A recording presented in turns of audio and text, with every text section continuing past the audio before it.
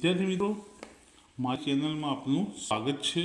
આજનો લેક્ચર છે આપણું ધોરણ 12 કોમર્સ આંકડાશાસ્ત્ર ભાગ 2, જેમાં ચેપ્ટર નંબર 4 લક્ષ, જેનું સ્વાધ્યાય 4 અને એનો વિભાગ ડી, સેક્શન ડી ચાલી રહ્યો છે, જેમાં ત્રીજો દાખલો આપણે પહોંચ્યા છીએ।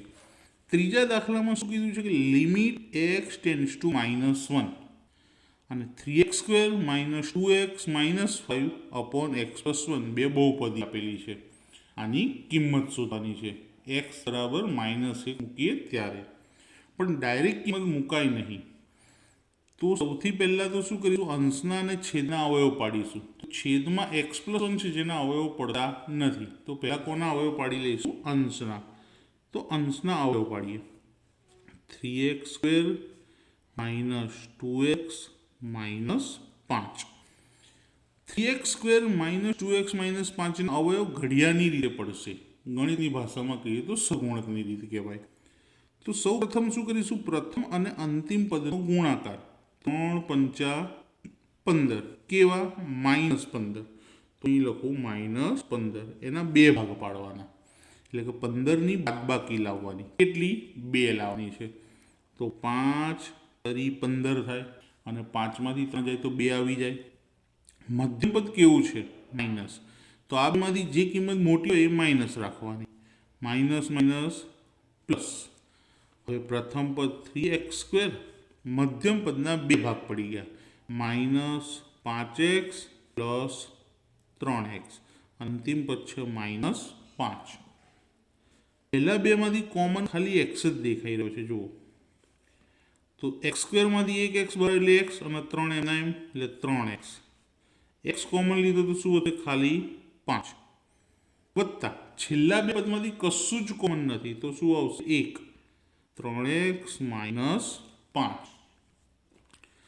હવે બંને બ્રેકેટ સરખાવ્યા, તો એ પહેલાં એને કોમન લઈ લેવાનું, 3x - 5। બીજું બ્રેકેટ મળશે x+1, તો અહીંયા અવયવ પડી ગયા। હવે આપણી કિંમત ઇક્વલ કરીને લિમિટ x ટેન્ડ્સ ટુ -1, અંશના અવયવ ડાયરેક્ટ લખી દઈએ, 3x - 5 x+1 છેદમાં x+1, તો x+1 ઉડી ગયા। હવે જે વધ્યું તે કે limit x tends to -1, 3x - 5। હવે અવયવ પણ પડશે નહીં ને છેદ પણ ઉડાડવાના બાકી વધ્યા નથી, તો ડાયરેક્ટ xની જગ્યાએ શું લખી દઈએ? -1। તો 3 કૌંસમાં -1 ઓછા 5, 3 એકા 3, કેવા? માઇનસ, ઓછા 5। બંને સંખ્યા માઇનસ છે, તો માઇનસ માઇનસ પ્લસ, અને 5 ને 3 8, પણ કેવા 8 આવશે? -8 આવશે। તો આ દાખલાની કિંમત શું મળી? -8। ત્યારબાદ જોઈએ દાખલા નંબર 4।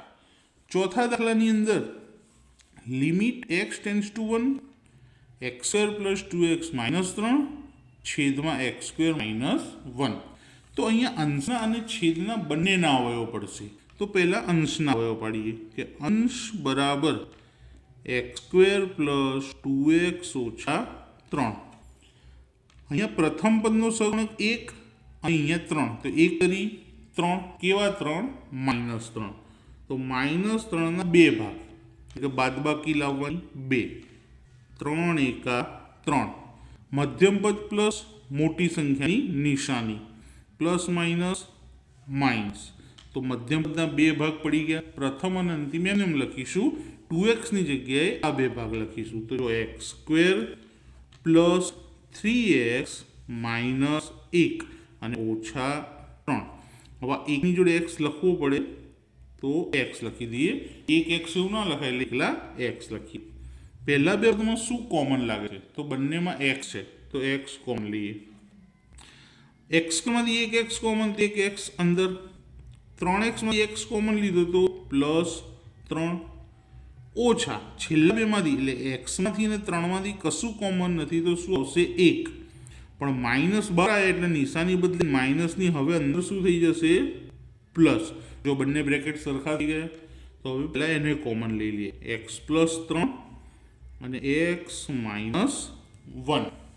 આ જ રીતે આપણે છેદના અવયવ પાડી દઈએ કે છેદ બરાબર x² - 1. આના તફાવતની રીતે અવયવ પડે કે બંને પદનું વર્ગમૂળ શું નીકળશે? તો x² નું વર્ગમૂળ નીકળે x અને 1 નું વર્ગમૂળ તો એક જ, તો x + 1 x - 1. છેદના અવયવ આટલા જ છે. દાખલામાં જો આપીએ કે લિમિટ x → 1, અંશના અવયવ x + 3 x - 1, છેદના અવયવ x + 1 x - 1. હવે x - 1 x - 1 શું થઈ ગયા? ઉડી ગયા.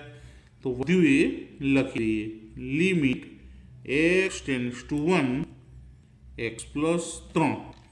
હવે આ 1 ની કિંમત આની અંદર મૂકી દઈએ તો જ્યાં x હોય ત્યાં 1 મૂકીએ તો અહીંયા 1 મૂકીએ 1 + 3. 1 ને 3 કેટલા થાય? 4. તો અહીંયા દાખલા નંબર 4ની જે કિંમત આપી હતી એનો જવાબ કેટલો મળ્યો આપણને? 4 મળ્યો.